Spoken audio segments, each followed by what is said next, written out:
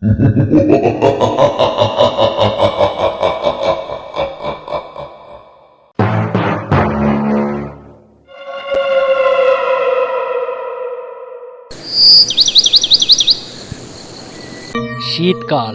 মাসটি ছিল অগ্রহায়ণ পেরিয়ে পৌষ, নামে খ্রিসমাস। একদিন বিকেলবেলায় আমি, দীপু আর সায়ন তিনজন আমাদের পাড়ার একটি বট গাছের তলায় বসে আছি। আমাদের গ্রামের এক কোণায় একটি পুরানো বট গাছ ছিল। গাছটি শুনেছি বহুদিনের পুরানো, আর তার পাশে একটি শিব মন্দির।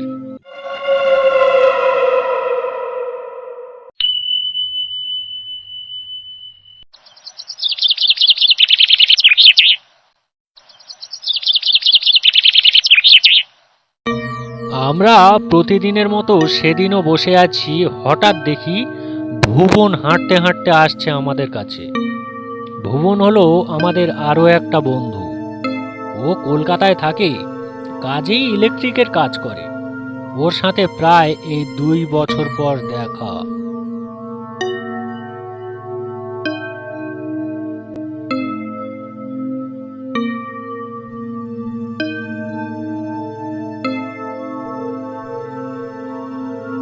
ও আমাদের কাছে আসতে বললাম, কি কিরে ভুবন, কেমন আছিস? কতদিন পর তোর সাথে দেখা। আরে তোদের মায়া ছাড়তে পারলাম না। তোদের অনেকদিন দেখিনি তো, তাই চলে এলাম। 2024 তো পড়েই গেল, কোথাও বেড়াতে যাবি না? আরে না না, এখনো তেমন কিছু ভাবা হয়নি। তুই কোথায় যাচ্ছিস সেটা বল। আরে সেই জন্যই তো তোদের কাছে আসা। চল না, কোথাও থেকে একটু বেরিয়ে আসি। পরদিন সকালে আমরা 4জন রওনা দিলাম। কোথায় যাচ্ছি সেটা আমরা নিজেরাই জানি না।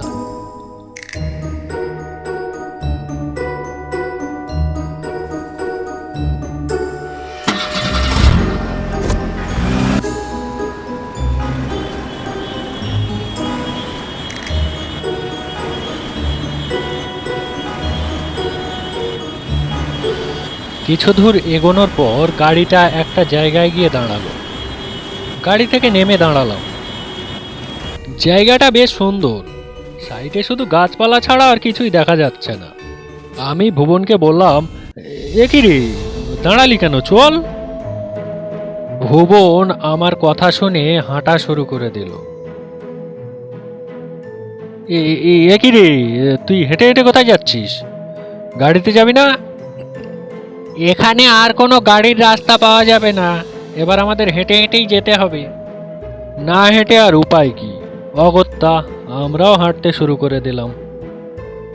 ভুবন কিছুটা আমাদের আগে আগেই হাঁটতে লাগলো। জঙ্গলের পাশ থেকে একটি সুড়ঙ্গ চলে গেছে। আমরা সেই পথ ধরেই এগোতে লাগলাম। চারিদিকে শুধু জঙ্গল আর জঙ্গল। ভয়ে গলা শুকিয়ে কাঠ হয়ে যেতে লাগলো। কিছু দূর এগোতেই দেখি একটি বহু প্রাচীন রাজপ্রাসাদ। আমরা 4জন ওইখানেই দাঁড়িয়ে পড়লাম।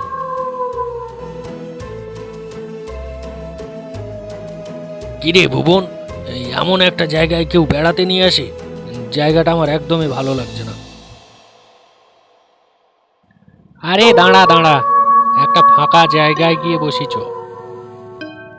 এই নির্জন পরিবেশ আর শিয়ালের চিৎকার এবং এই ভুতুড়ে রাজবাড়ি, তাই দেখতে দেখতে একটু এগিয়ে গিয়ে একটা ফাঁকা জায়গায় গিয়ে বসলাম।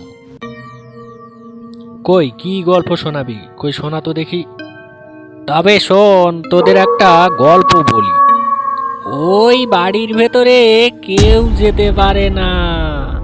যে ওই বাড়ির ভেতরে যায় সে ওইখান থেকে আর কখনো ফিরে আসে না।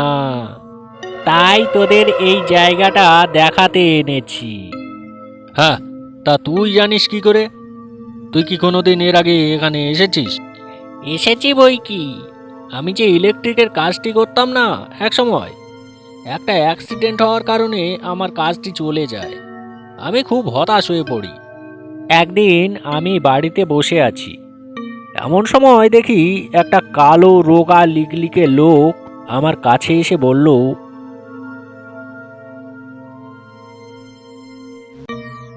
বাবু, আপনি বুঝি ইলেকট্রিকের কাজ করেন?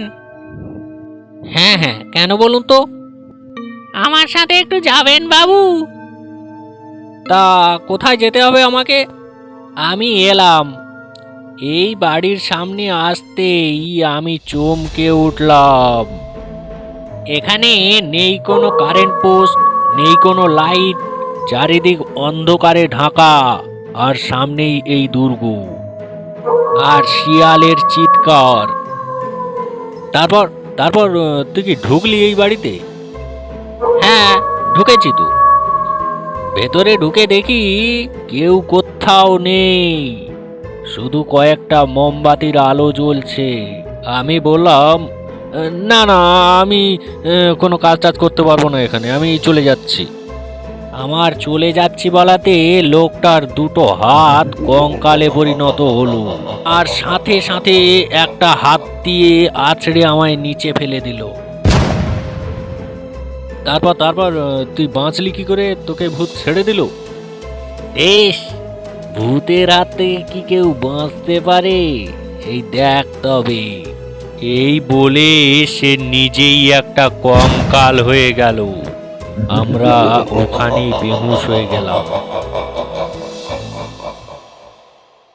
তো বন্ধুরা, গল্পটি যদি এতটুকু ভালো লেগে থাকে তাহলে লাইক, কমেন্ট, শেয়ার এবং সাবস্ক্রাইব করতে একদমই ভুলবেন না।